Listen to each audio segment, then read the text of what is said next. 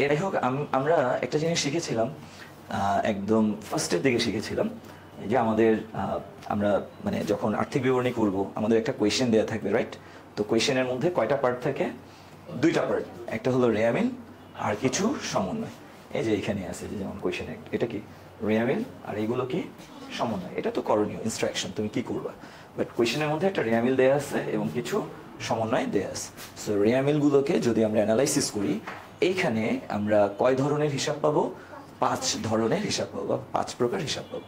আয় ব্যয়, সম্পদ, দায়, মালিকানা সত্ত্ব, রাইট? ওকে, এটা তো আমরা জানি। তো এখন আয় ব্যয়গুলোকে নিয়ে আমরা যে বিবরণী তৈরি করলাম সেটার নাম কি হয়ে গেল? আয় বিবরণী। সো আমরা যদি আর্থিক অবস্থার বিবরণী করতে চাই সেক্ষেত্রে আমরা কাদেরকে নিয়ে বিবরণীটা তৈরি করব? সম্পদ, দায় এবং মালিকানা সত্ত্বকে। ওকে, তাহলে আমরা আমাদের রেয়ামিল থেকে বেছে বেছে সম্পদগুলোকে, দায়গুলোকে এবং মালিকানা সত্ত্বগুলোকে নিয়ে যদি কোনো একটা বিবরণী তৈরি করি, ওই বিবরণীটার নাম কি হয়ে যাবে স্যার? আর্থিক অবস্থার বিবরণী। তো আর্থিক অবস্থার বিবরণী আমরা কেন করি? বিকজ আমরা ব্যবসার আর্থিক অবস্থাটা কেমন সেটা নির্ণয় করতে চাই। তো ব্যবসার আর্থিক অবস্থা মানে কি? মানে ব্যবসায়ের সম্পদ কত, দায় কত, ওকে, বছর শেষে বা হিসাবকাল শেষে মূলধনটা কত, এগুলোকেই আর্থিক অবস্থা বলা হয়। Okay sir? আচ্ছা, তাহলে আমরা আর্থিক অবস্থা বিবরণী তৈরি করতে পারবো? ইয়েস। আর্থিক অবস্থা বিবরণী তৈরি করার জন্য আমাদের কয় রকমের হিসাব দরকার? 3 রকমের। সম্পদ, দায়, মালিকানা সত্ত্ব, রাইট? সম্পদ, দায়, মালিকানা সত্ত্ব। এখন সম্পদ, দায়, মালিকানা সত্ত্বগুলোকে নিয়ে আমি একটা বিবরণীতে বসিয়ে দিলেই সেটা কি হয়ে যাবে? আর্থিক অবস্থার বিবরণী। এই কথাটা ঠিক না, ওকে? যদিও আমি সম্পদ, দায়, মালিকানা সত্ত্বগুলোকে নিয়েই আর্থিক অবস্থার বিবরণী তৈরি করব, বাট এই সম্পদ, দায় বা মালিকানা সত্ত্ব এইগুলোকে নিয়ে জাস্ট বসিয়ে দিলেই হবে না, ওকে? বসানোর সময় আমাদেরকে কি করতে হবে? একটা ফরম্যাট মেনটেন করতে হবে। তো আর্থিক অবস্থার বিবরণীতে আমরা ইতিমধ্যে জেনে গেছি যে পার্ট হলো কয়টা? 3টা। প্রথম পার্টটা কি? সম্পদ। দ্বিতীয় পার্টটা কি? দায়। লাস্ট পার্টটা কি? মালিকানা সত্ত্ব। তো আমরা যখন সম্পদগুলোকে আর্থিক অবস্থার বিবরণীতে বসাবো তখন সবগুলো সম্পদকে একসাথে না বসিয়ে আমরা সম্পদগুলোকে কয় ভাগ করব? 4 ভাগ, ওকে? প্রথম ভাগটার নাম হবে কি? স্থায়ী সম্পদ। দ্বিতীয়টার নাম বিনিয়োগ। তৃতীয়টার নাম চলতি সম্পদ। লাস্ট ওয়ান অলিক সম্পদ। অলিক সম্পদ, ওকে? যে তোমরা সায়েন্স ফিকশন দেখো না? ফিকশন কথাটার মানে কি? কল্পকথা, রাইট? কল্পকাহিনী, রাইট? আচ্ছা, ওইটাকে আমরা অলিক বলি। বাংলা সুন্দর শব্দ হচ্ছে কি? অলিক বা কাল্পনিক। এটাকে ভুয়াও বলা যায়। অলিক সম্পদ বা কাল্পনিক সম্পদ বা ভুয়া সম্পদ, ওকে?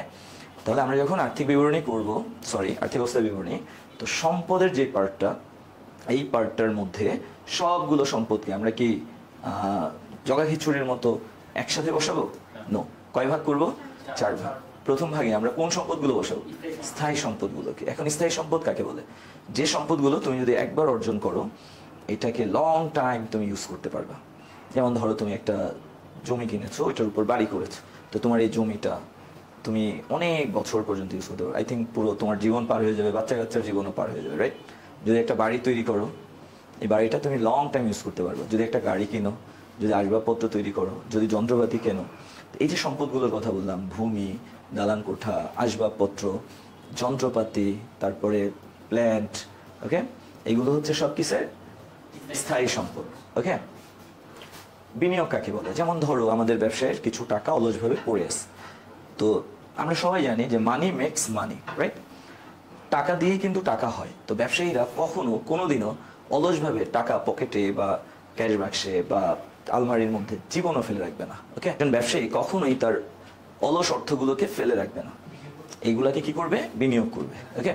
তো ধরো আমাদের ব্যবসায়ের কিছু অলস মানে আনইউজড ক্যাশ রয়ে গেছে, তো আমরা কি করলাম?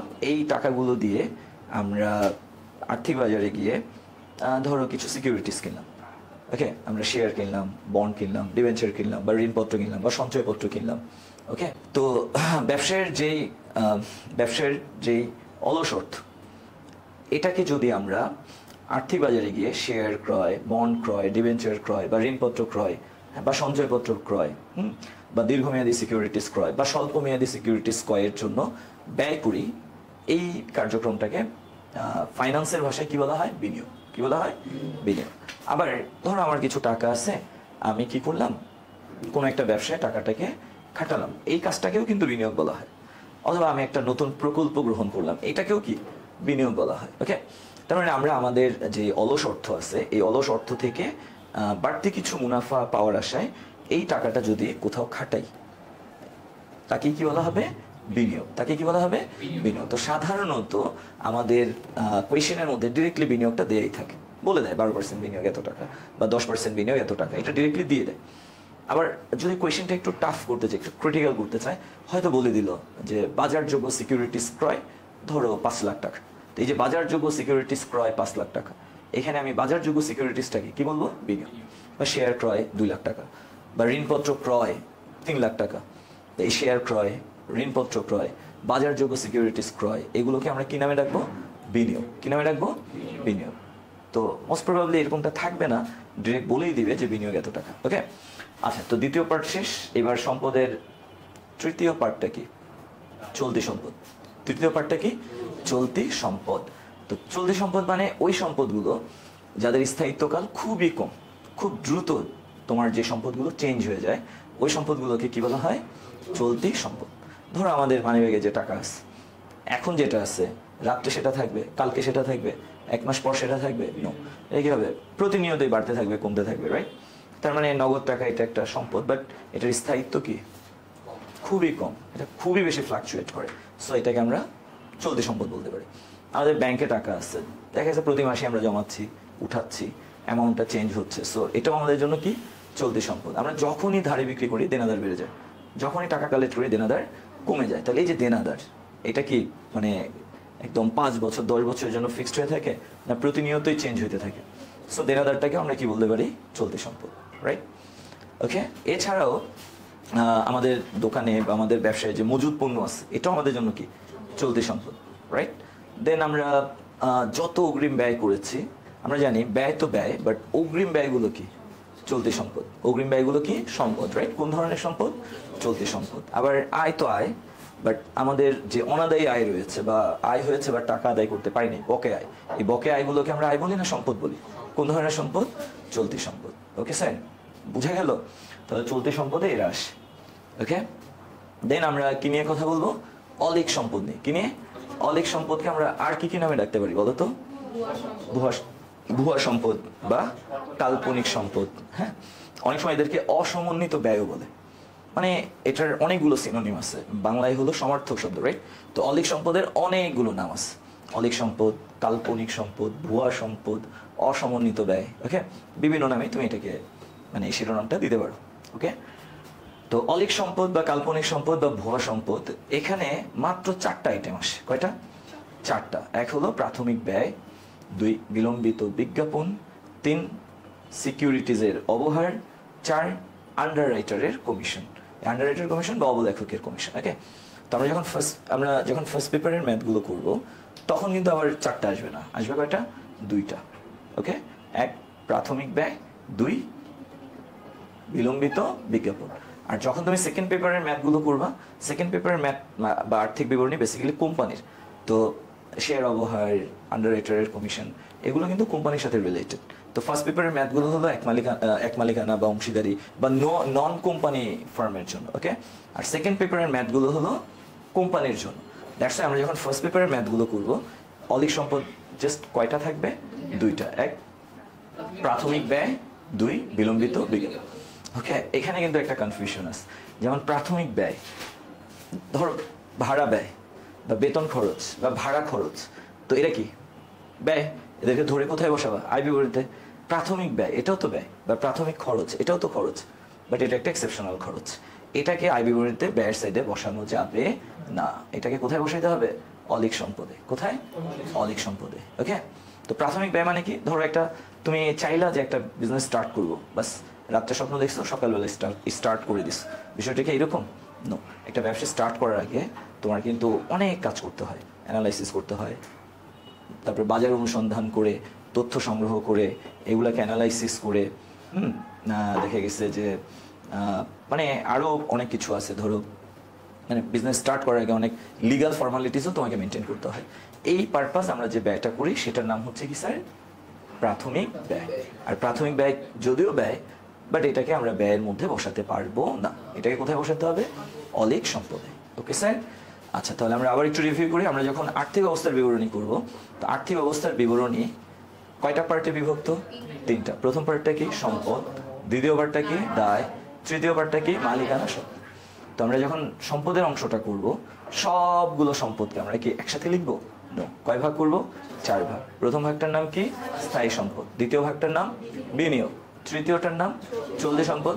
চতুর্থটার নাম অধিক সম্পদ। ওকে, আচ্ছা, তো আমি এখানে একটু তোমাদের দেখাই। এই যে এতক্ষণ আমি যা কিছু বললাম যে সম্পদের প্রকারভেদ, সম্পদ কয় প্রকার? 4 প্রকার। স্থায়ী সম্পদে কারা যাবে? এই যে তাদের একটা লিস্ট এখানে দিয়ে দেওয়া হয়েছে। বিনিয়োগে যারা যাবে তাদের একটা লিস্ট দেওয়া আছে।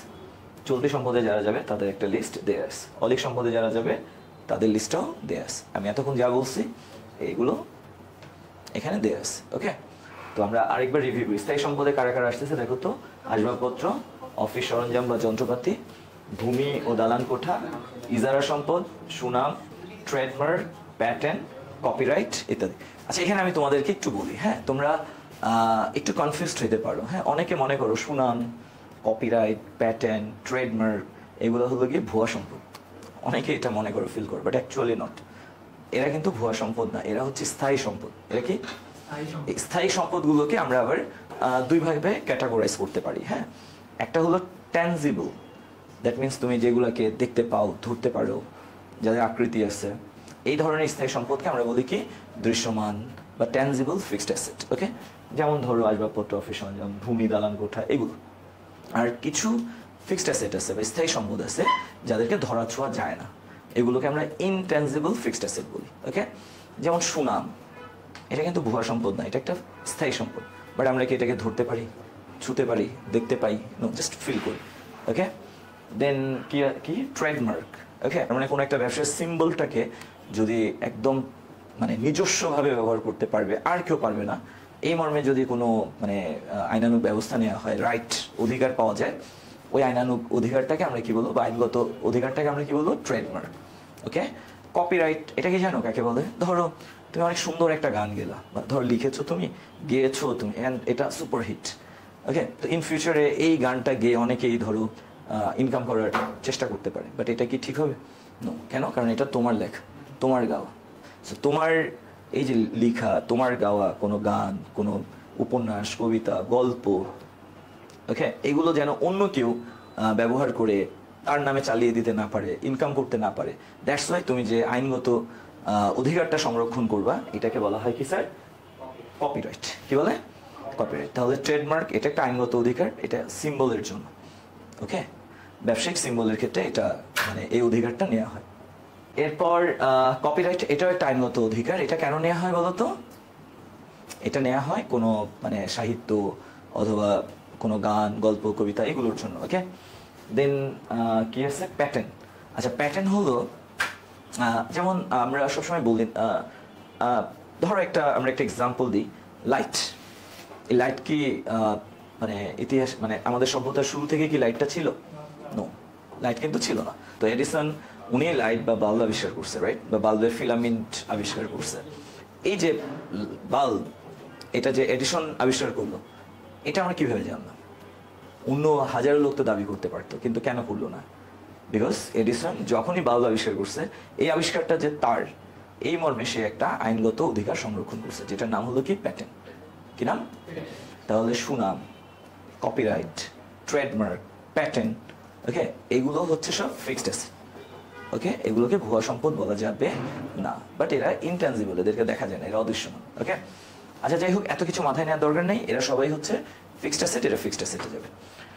ওকে, বিনিয়োগ, ওই যে বলেছিলাম, সঞ্চয়পত্র, বাজারযোগ্য সিকিউরিটিস, দেন মানে এগুলো ক্রয় করাকে কি বলা হয়? বিনিয়োগ বলে।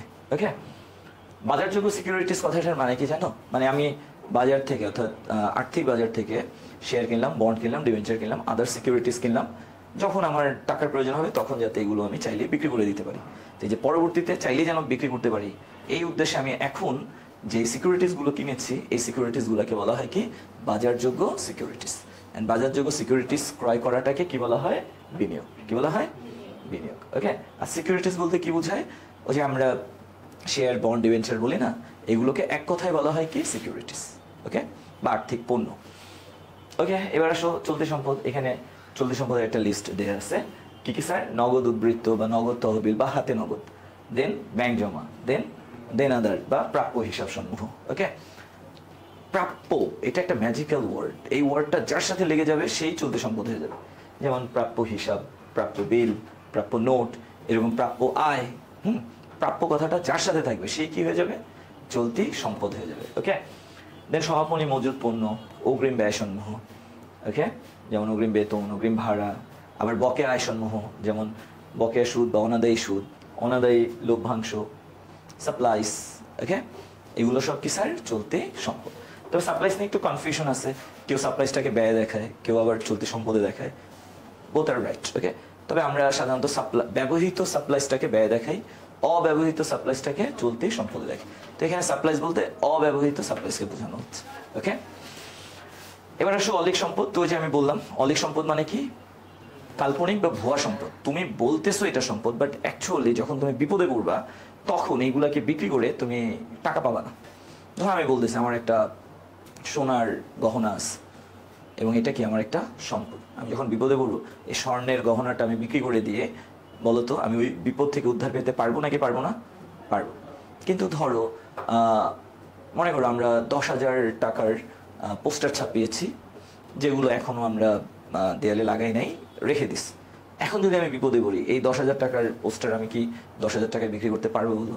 আই থিঙ্ক 100-200 টাকার বেশি বিক্রি করা যাবে না। তাহলে এই যে বিজ্ঞাপনের যে অংশটা আমরা এখনো ব্যয় করি নাই, বিজ্ঞাপনের যে অংশটা এখনো বিলুপ্ত হয়ে যায় নাই, ওইটাকে বলা হয় কি? বিলম্বিত বিজ্ঞাপন। তো বিলম্বিত বিজ্ঞাপনকে আমরা সম্পদ বলতেছি, বাট অ্যাকচুয়ালি এটা কি সম্পদ? আমরা যখন বিপদে বলবো এই বিলম্বিত বিজ্ঞাপনটাকে বিক্রি করে নগদ টাকায় কনভার্ট করা কি সম্ভব? না।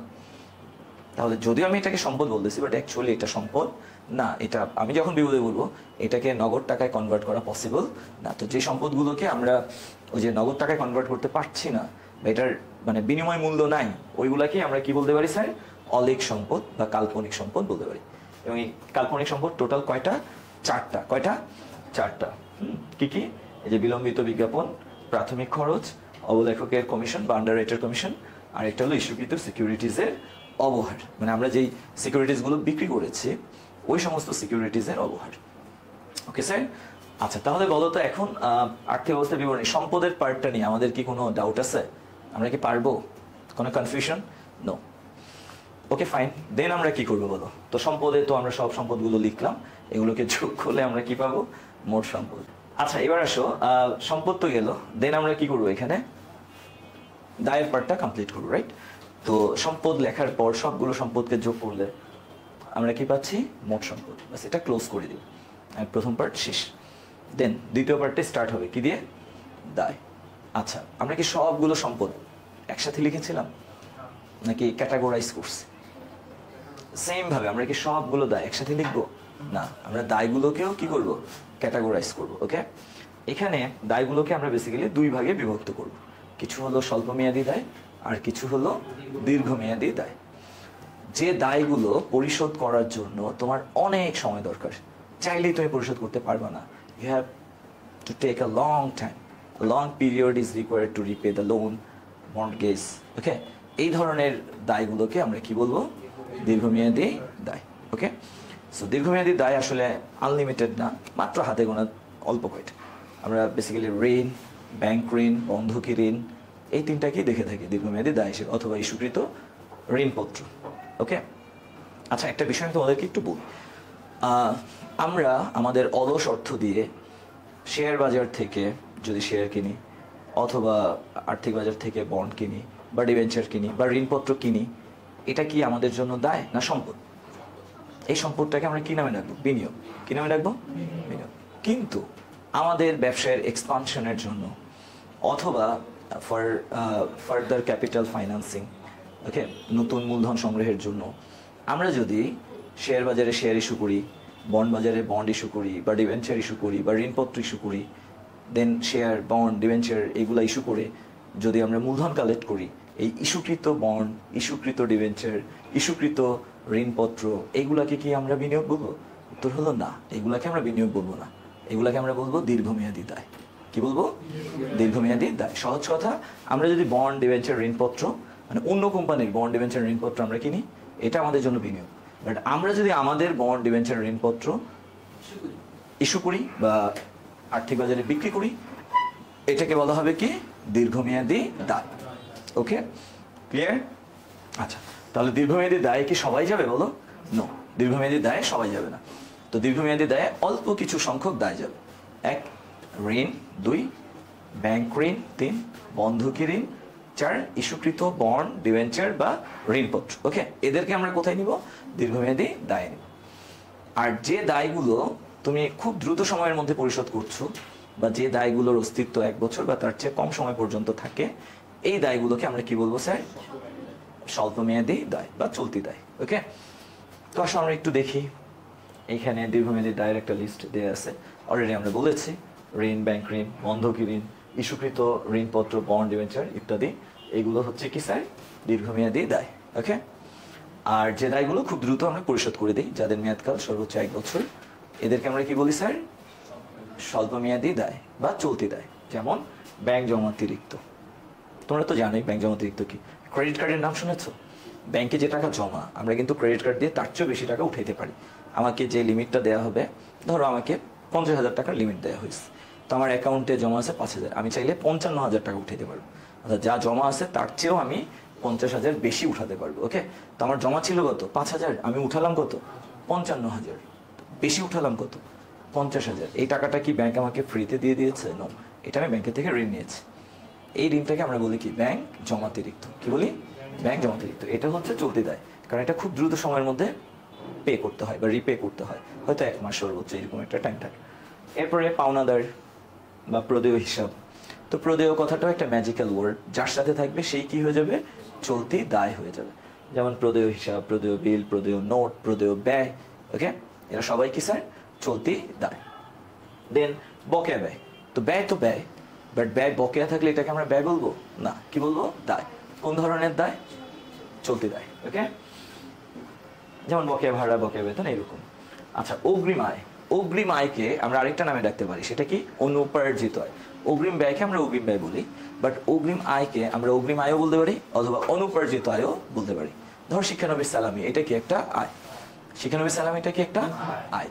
এখন আমি যদি অগ্রিম শিক্ষানবিশ সালামি পাই, তাহলে আমি কি বলবো? অগ্রিম শিক্ষানবিশ সালামি অথবা অনুপার্জিত শিক্ষানবিশ সালামি। ওকে, তাহলে অগ্রিম আয় বলতে পারি অথবা আমরা অনুপার্জিত আয় বলতে পারি। বোথ আর সেম, মানে এরা সিনোনিম বা সমার্থক শব্দ। ওকে, অগ্রিম আয় বললে যা বুঝবা, অনুপার্জিত আয় বললে তাই বুঝবা। তো আয় তো আয়, বাট অগ্রিম আয়টা কি আয়?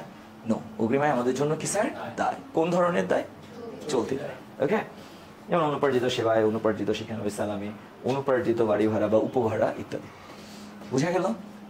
ওকে, তাহলে আমরা আবার একটু ব্যাক করি। আমরা আর্থিক অবস্থার বিবরণ নিয়ে কথা বলতেছিলাম। ফার্স্ট পার্টে কি ছিল? সম্পদ। কয় ভাগে বিভক্ত? 4 ভাগে। কি কি? স্থায়ী সম্পদ, বিনিয়োগ, চলতি সম্পদ, অলিক সম্পদ। দ্বিতীয় ভাগটা কি? দায়। কয় ভাগে বিভক্ত? 2 ভাগ। কি কি? স্বল্পমেয়াদী দায়, দীর্ঘমেয়াদী দায়। Okay, and the last one part কি? মালিকানা সত্ত্ব। মালিকানা সত্ত্বকে আমরা এক কথায় বা সংক্ষেপে কি বলতে পারি? মূলধন। মালিকানা সত্ত্ব মানে মূলধন। আচ্ছা, মূলধন আর মালিকানা সত্ত্ব এই দুইটার মধ্যে কোনো ডিফারেন্স আছে? ইয়েস, আছে। মূলধনের কারণে মালিকানা সত্ত্ব বাড়ে। ওকে, বাট মূলধনই মালিকানা সত্ত্বের একমাত্র উপাদান না। আমরা অনেকেই মনে করি যে মালিকানা সত্ত্ব মানেই মূলধন বা মূলধন মানেই মালিকানা সত্ত্ব, বাট বেসিক্যালি এরকম না। হ্যাঁ, মালিকানা সত্ত্ব কথাটার মানে হলো ব্যবসায়ে যে সম্পদটুকু আছে, এই সম্পদের বা ব্যবসায় যে মোট সম্পদ, এই মোট সম্পদের কতটুকু অংশ মালিক পাবে, সেই অংশটাকে বলা হয় কি? মালিকানা সত্ত্ব। ধরো আমাদের এই প্রত্যয় কোচিংয়ের মোট সম্পদ হলো 100 টাকা। ওকে, তো এই যে প্রত্যয় কোচিংয়ের মোট সম্পদ 100 টাকা, এই 100 টাকার মধ্যে আমাদের 10 টাকা মিস্টার এক্স পাবে, তার কাছ থেকে আমরা ধার নিয়েছি। আর 20 টাকা ধরো ওয়াই নামক একটা ব্যাংকের কাছ থেকে আমরা ঋণ নিয়েছি। তাহলে মোট সম্পদ কত আমাদের? 100 টাকা। তাহলে এই 100 টাকার মধ্যে 10 টাকা কালেক্ট করা হয়েছে মিস্টার এ নামক ব্যক্তির কাছ থেকে ঋণ বাবদ, এবং 20 টাকা কালেক্ট করা হয়েছে এক্স নামক একটা ব্যাংকের কাছ থেকে ঋণ বাবদ। তাহলে মোট সম্পদ 100 টাকার মধ্যে 30 টাকা কে পাচ্ছে? মিস্টার এ এবং ব্যাংক এক্স। এরা কি আমাদের মালিক? নো। সো মালিক ব্যতীত অন্য যারা আমাদের কাছে টাকা পাচ্ছে, এটাকে আমরা বলবো কি? দায়। কি বলবো? দায়। তাহলে আমাদের মোট সম্পদ কত? 100 টাকা, এর মধ্যে দায় কত? 30 টাকা। দায় কত? 30 টাকা। তাহলে অবশিষ্ট রইল কত? এই 70 টাকা কার? মালিকের। এই টাকাটা কে পাবে? এই টাকাটা দাবিদারকে। সো এই 70 টাকাকে আমরা বলবো মালিকানা সত্ত্ব। ওকে, বুঝা গেল? তাহলে আমাদের ব্যবসার মোট সম্পদের যে অংশটুকু মালিক পাবে ওই অংশটুকুকে আমরা কি বলবো স্যার? মালিকানা সত্ত্ব বলবো। ওকে, তো যদি মালিক আমাদেরকে, ধরো মালিক তার নিজস্ব তহবিল থেকে, মানে নিজের পকেট থেকে বা নিজের সম্পদ বিক্রি করে আমাদেরকে টাকা দেয়, বা আমাদের কোনো ব্যয় পরিশোধ করে দেয়, বা আমাদেরকে কোনো সম্পদ কিনে দেয়, আচ্ছা আমরা কি মালিক? নো, আমরা অলওয়েজ নিজেদেরকে কি মনে করবো? আমরা বললাম ব্যবসা। আমরা কি? মালিক হচ্ছে অন্য একজন। তো মালিক তার ব্যক্তিগত তহবিল হতে যদি আমাদেরকে, অর্থাৎ ব্যবসাকে কোনো নগদ টাকা দেয়, ব্যবসার ব্যাংকে টাকা জমা দেয়, ব্যবসার কোনো ব্যয় পরিশোধ করে দেয়, ব্যবসাকে কোনো সম্পদ কিনে দেয়, ব্যবসার কোনো দায় পরিশোধ করে দেয়, সেগুলোকে আমরা কি বলবো? মূলধন। সেগুলোকে কি বলবো? এখন বলো, তাহলে মালিক আমাদেরকে মূলধন দিলে মালিকানা সত্ত্বটা কি সেম থাকবে না বেড়ে যাবে? বেড়ে যাবে, রাইট? তাহলে মূলধনের কারণে কি হয়? মালিকানা সত্ত্ব বাড়ে। আবার মালিক তার নিজের ব্যক্তিগত প্রয়োজনে আমাদের কাছ থেকে যদি কোনো নগদ টাকা নেয়, বা আমাদের ব্যাংক অ্যাকাউন্ট থেকে টাকা নেয়, ওকে, বা আমরা যদি মালিকের কোনো ব্যক্তিগত খরচ পরিশোধ করে দিই, বা আমরা মালিকের কোনো ব্যক্তিগত দায় পরিশোধ করে দিই, এইগুলোকে বলা হয় উত্তোলন। কি বলে? আর উত্তোলনের কারণে মালিকানা সত্ত্ব বাড়বে নাকি কমবে? কমে যাবে, রাইট? ওকে, তো আমরা যখন মালিকানা সত্ত্ব নির্ণয় করব, তখন আমরা মূলধনের সাথে এমন কিছু কারণ যোগ করব যে কারণগুলোর কারণে মূলধন বা মালিকানা সত্ত্ব বাড়ে, এবং এমন কিছু কারণ আমরা বিয়োগ করব, মাইনাস করব, যে কারণগুলোর কারণে মালিকানা সত্ত্ব বা মূলধন কমে। ওকে, সো আমরা এখানে একটু দেখতে পারি। এই যে দেখো, তো মালিকানা সত্ত্ব এটা একটা বিবরণীও করা যায়, অথবা আর্থিক অবস্থার বিবরণীর মধ্যে দেখো তোমার কাছে আলাদাভাবে মালিকানা সত্ত্ব বিবরণী চাইতে পারে, তখন তুমি এইভাবে করবা। আর যদি বলে আর্থিক অবস্থার বিবরণী করো, সেখানে মাস্ট বি মালিকানা সত্ত্বটাকে দেখাতে হবে। ওকে, তো আমরা মালিকানা সত্ত্ব যদি নির্ণয় করতে চাই, আমরা স্টার্ট করবো কি দিয়ে? মূলধন দিয়ে। অর্থাৎ আমাদের রেয়ামিলের মধ্যে যে মূলধনটা দেওয়া থাকবে ওই মূলধন দিয়ে আমরা স্টার্ট করবো, রাইট? দেন এই মূলধনের সাথে আমরা কিছু জিনিস যোগ করবো। কাদেরকে যোগ করবো? যাদের কারণে মালিকানা সত্ত্ব বাড়ে। কাদের কারণে বাড়ে? দেখো, অতিরিক্ত মূলধনের কারণে মালিকানা সত্ত্ব বাড়ে। আচ্ছা, মূলধনের উপর সুদ দিতে হবে, এটা মালিক পাবে না বলো, এটার কারণে কি হয়? মালিকানা সত্ত্ব বাড়ে। নিট মুনাফা, এটা কে পাবে বলো? মালিক। মুনাফা হলে মালিকানা সত্ত্ব কি হয়? বাড়ে। এই যে সাধারণ সঞ্চিতি, টাকাগুলো কার? মালিকদের। সো এটাও কি হবে? মালিকানা সত্ত্বের সাথে কি হবে? যোগ হবে। তো এখানে যে কারণগুলো আমরা দেখালাম, এই কারণগুলোর জন্য মালিকের মূলধন বা মালিকানা সত্ত্ব বাড়ে। দ্যাটস ওয়াই এইগুলোকে আমরা কি করব? প্রারম্ভিক মূলধনের সাথে যোগ করব। আর যে সমস্ত কারণে মালিকানা সত্ত্ব কমে বা মূলধন কমে, ওইগুলোকে আমরা মাইনাস করবো। যেমন যদি ব্যবসায় ক্ষতি হয়, যদি মালিক নগদ উত্তোলন করে, যদি মালিক পণ্য উত্তোলন করে, ওকে, উত্তোলনের উপর যদি সুদ ধরতে হয়, দেন আয়কর। আচ্ছা, এখানে আমি তোমাদের একটা কথা বলি। আয়কর, আয়কর বলতে বেসিক্যালি ব্যক্তিগত আয়করকে বোঝায়। ওকে, আয়কর বলতে বেসিক্যালি ব্যক্তিগত আয়করকে বোঝায়। তো আয়কর বা ব্যক্তিগত আয়কর এটা কার? মালিকের। সো এটা তার ব্যক্তিগত খরচ, আর মালিকের ব্যক্তিগত খরচটা আমরা পরিশোধ করছি। দ্যাট মিনস মালিকের সত্ত্ব কি হয়েছে? কমে গেছে। এর জন্য আয়করটা কি হবে?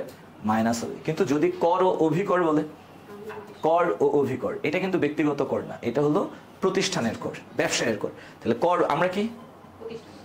আমরা হচ্ছে ব্যবসা। কর ও অভিকর এটা কাদের? ব্যবসায়। তার মানে এটা আমাদের ব্যয়। সো এটাকে আমরা ব্যয় দেখাবো। কিন্তু আয়কর যদি বলে, এটা হলো ব্যক্তিগত কর, অর্থাৎ মালিকের। তো মালিকের ব্যয়টা আমরা পরিশোধ করে দিচ্ছি। সো এটাকে আমাদের ব্যয়, যেহেতু মালিকের ব্যক্তিগত ব্যয় আমরা পরিশোধ করছি, সো এটা উত্তোলন হিসেবে কি করব? মূলধন থেকে মাইনাস করে দিব। ক্লিয়ার? তাহলে আয়কর, অভিকর এই দুইটা কি সেম? নো। আয়করটা কার? মালিকের ব্যক্তিগত খরচ। কর অভিকরটা কার? আমাদের খরচ। সো কর অভিকরকে আমরা কোথায় দেখাবো? কোন ব্যয় দেখাবো? অফকোর্স পরিচালন ব্যয়, কারণ ওই 11টা লিস্টের মধ্যে কি পড়ে কর অভিকর। সো এটা কোথায় যাবে? পরিচালন ব্যয়। আয়কর মালিকের ব্যক্তিগত খরচ, পরিশোধ করেছে কে? আমরা। দ্যাটস ওয়াই এটা কি? উত্তোলন হিসেবে মূলধন থেকে মাইনাস করে দিব। বুঝেছো সবাই? জীবন বীমা প্রিমিয়াম। স্যার আমরা তো ব্যবসা, রাইট? আমাদের তো জীবন নাই, আমরা তো কি? আমরা তো প্রাণহীন। ব্যবসায়ের কি কোনো জীবন থাকে বলো? তো জীবনটা কার? মালিকের। তাহলে জীবন বীমা প্রিমিয়ামটা কার? মালিকের ব্যক্তিগত খরচ। সো এটা আমরা পরিশোধ করার কারণে মালিকানা সত্ত্ব কমে গেছে, মূলধন থেকে মাইনাস করে দিব। ওকে, অন্যান্য ব্যক্তিগত খরচ, অর্থাৎ মালিকের আরো কোনো ব্যক্তিগত খরচ যদি আমরা পরিশোধ করে থাকি, সেটাকেও আমরা কি করবো স্যার? মাইনাস করে দিব। তাহলে মালিকানা সত্ত্ব কি নির্ণয় করা যাবে? যাবে। তো মালিকানা সত্ত্ব নির্ণয় করার জন্য আমরা স্টার্ট করবো কি দিয়ে? মূলধন। এটার সাথে আমরা যোগ করব কি? অতিরিক্ত মূলধন, তাই না? তারপরে সমন্বয়ের মধ্যে যদি মূলধনের সুদ থাকে সেটা নেট মুনাফা, সাধারণ সঞ্চিতি। ওকে স্যার, এখানে একটা কথা আছে, রেয়ামিলের মধ্যে যদি মূলধনের সুদ থাকে, আচ্ছা রেয়ামিলের মধ্যে মূলধনের সুদ আছে, তো মূলধনের সুদটা কি ব্যয় না? ওটাকে কিন্তু আমরা অন্যান্য ব্যয় বসাবো। রেয়ামিলের মূলধনের সুদ কোথায় বসবে? অন্যান্য ব্যয় বসবে। কিন্তু সমন্বয়ের মধ্যে যদি তোমাকে বলে মূলধনের সুদ ধরো, তাহলে এই সমন্বয়ের মূলধনের সুদটা অন্যান্য ব্যয়েতে বসাবো আর মূলধনের সাথে যোগ করে দেবো। ওকে, সেম ভাবে রেয়ামিলের মধ্যে যদি উত্তোলনের সুদ থাকে, এটা আমাদের জন্য কি আয়, আমরা অন্যান্য আয় বসাবো। কিন্তু সমন্বয়ের মধ্যে যদি বলে উত্তোলনের উপর সুদ ধরতে হবে, তখন আমরা কি করব? এটা অন্যান্য আয় বসাবো আর মূলধন থেকে মাইনাস করে দেবো। রেয়ামিলের তথ্যটা কয় জায়গায় যায়? নো, রেয়ামিলের তথ্যটা জাস্ট এক জায়গায় যাবে। রেয়ামিলের যেই তথ্যই থাকুক না কেন অবশ্যই কয় জায়গায় যাবে? সো রেয়ামিলের মধ্যে মূলধনের সুদ আছে, কয় জায়গায় যাবে? কোথায় যাবে? অন্যান্য ব্যয়। রেয়ামিলের মধ্যে উত্তোলনের সুদ আছে, কয় জায়গায় যাবে? এক জায়গায়, কোথায়? অন্যান্য আয়। আচ্ছা, মূলধন কে দেয়? মালিক। সো মূলধনের সুদটা কি আমরা মালিকের থেকে পাবো না তাকে দিব? দ্যাটস ওয়াই এটা ব্যয়। আচ্ছা, উত্তোলনটা কে নিয়েছে? উত্তোলন কে করেছে? আমরা মালিকের কাছে টাকা পাই। সো উত্তোলনের সুদটা কি আমরা মালিককে দিব না মালিক আমাদের দিবে? ওকে, দ্যাটস ওয়াই উত্তোলনের সুদটা আমাদের জন্য কি আয়। এখন মূলধনের সুদটা যদি রেয়ামিলে থাকে, কয় জায়গায় যাবে? কোথায় যাবে? অন্যান্য ব্যয়। অন্যান্য ব্যয়। আমরা নিজেদেরকে মালিক মনে করবো না, আমরা হচ্ছে কি? আমরা হচ্ছে ব্যবসা। ওকে, মূলধনটা কে পাবে? মানে মূলধনটা কার পাওনা? মালিকের। দ্যাটস ওয়াই মূলধনের সুদটা আমাদের জন্য কি ব্যয়, আমরা এটা দিব মালিককে। দ্যাটস ওয়াই এটা ব্যয়। এটা কোথায় যাবে? অন্যান্য ব্যয় যাবে। আচ্ছা, উত্তোলন মানে কি? আমরা মালিকের কাছে টাকা পাই, মালিক আমাদের থেকে নিয়েছে, আমরা মালিকের কাছে টাকা পাই। দ্যাটস ওয়াই উত্তোলনের সুদটা কি আমরা মালিককে দিব না মালিক আমাদের দিবে? সো এটা আমাদের জন্য কি আয়। মূলধনের সুদ কি? ব্যয়। উত্তোলনের সুদ কি? আয়। এরা যদি রেয়ামিলে থাকে, কয় জায়গায় যাবে? এক জায়গায়। কয় জায়গায়? কোথায় যাবে? অন্যান্য ব্যয়। আচ্ছা, উত্তোলনের সুদ রেয়ামিলে দেয়া আছে, কয় জায়গায় যাবে? কোথায়? অন্যান্য আয়। আর সমন্বয়ের তথ্যগুলা কয় জায়গায় যায়? দুই জায়গায় যায়। সো মূলধনের সুদটা যদি সমন্বয়ে থাকে, তুমি কয় জায়গায় বসাবা? দুই জায়গায়। ফার্স্টে কোথায় বসাবা? অন্যান্য ব্যয়। দেন কি করবা? এই যে মালিকানা সত্ত্বে নির্ণয়ের ক্ষেত্রে মূলধনের সাথে যোগ করে দিবা। যদি উত্তোলনের সুদটা সমন্বয়ে থাকে, কয় জায়গায় যাবে? দুই জায়গায়। ফার্স্টে অন্যান্য আয় যাবে, দেন এই মালিকানা সত্ত্ব নির্ণয় করার সময় মূলধন থেকে মাইনাস করে দিবা। ক্লিয়ার? ওকে, আচ্ছা, তো এটা যদি আমরা মূলধনের সাথে এই জিনিসগুলোকে যোগ করি, এগুলোকে মাইনাস করি, দেন আমরা কি পেয়ে যাবো বলতো? মালিকানা সত্ত্ব পেয়ে যাব। ওকে, এই সমাপনী মালিকানা সত্ত্বই হলো সমাপনী মূলধন। ওকে স্যার, আচ্ছা, তো আমরা এখন কি কভার করলাম বলো? আর্থিক অবস্থার বিবরণী। ওকে, লাস্ট ওয়ান টাইম আমরা যদি আর্থিক অবস্থা বিবরণী করতে চাই, কয়টা স্টেপে আমরা এটা কভার করব? তিনটা। ফার্স্ট স্টেপে আমরা কি করব? সম্পদগুলোকে বসাবো। সবগুলো সম্পদকে একসাথে বসাবো না, কয় ভাগে বসাবো? সরি, কয় ভাগে? চার ভাগে। প্রথমটা স্থায়ী সম্পদ, দেন বিনিয়োগ, দেন চলতি সম্পদ, দেন অধিক সম্পদ। এবং আমরা কি চিনি কোন সম্পদ কারা? ওকে, সম্পদ শেষ যোগ করে আমরা মোট সম্পদ পেয়ে ক্লোজ করে দিব। দেন আমরা কোন পার্টে চলে যাব? দায়ের। কোন অংশে? দায়ের অংশে। দায়গুলোকে আমরা কয় ভাগ করে বসাবো? দুই ভাগ করে বসাবো। প্রথম ভাগটা কি? স্বল্প মেয়াদী দায়। তো ফার্স্টে আমরা স্বল্পমেয়াদী দায়গুলো বসাবো, দেন আমরা দীর্ঘমেয়াদী দায়গুলো বসাবো। আর আমরা তো জানি কারা স্বল্পমেয়াদী দায়, কারা দীর্ঘমেয়াদী দায়। এই দায়গুলো যোগ করলে আমরা কি পেয়ে যাব? মোট দায়। কি পেয়ে যাব? এই মোট দায়ের সাথে আমরা কাকে যোগ করব? মালিকানা সত্ত্বকে যোগ করব। তাহলে যে রেজাল্ট আমরা পাবো, এই রেজাল্টের নাম কি? মোট দায় ও মালিকানা সত্ত্ব। কিরাম? আচ্ছা, আমরা সবাই অ্যাকাউন্টিং ইকুয়েশন কি চিনি? হ্যাঁ, সবাই কিন্তু অ্যাকাউন্টিং ইকুয়েশন চিনি। A = L + O। এখানে A মানে কি? এই যে মোট সম্পদ। L মানে কি? এই মোট দায়। এবং ওই ওনার সিকিউরিটি মানে কি? মালিকানা সত্ত্ব। তার মানে এই দুইটার যোগফল যা হবে তা কার সমান হতে হবে? মোট সম্পদের সমান হতে হবে।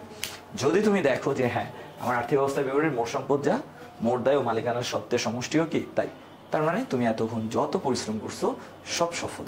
আর যদি দেখো এই দুইটার মধ্যে ডিফারেন্স আছে, মিলে নাই, নট ইকুয়াল, তার মানে কি তোমার কোথাও না কোথাও ভুল হয়েছে। ওকে।